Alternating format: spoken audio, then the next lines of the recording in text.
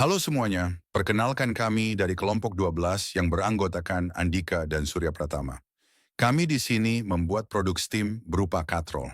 Berikut video uji coba katrol yang sudah jadi dari kelompok kami.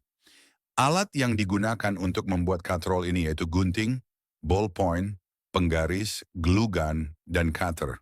Sedangkan bahan yang digunakan yaitu kardus, benang, kawat, lem, dan tutup botol. Berikut kami lampirkan video para pengunjung yang mengunjungi stand SOS kami. Selamat menyaksikan dan akhir kata dari kelompok kami. Terima kasih.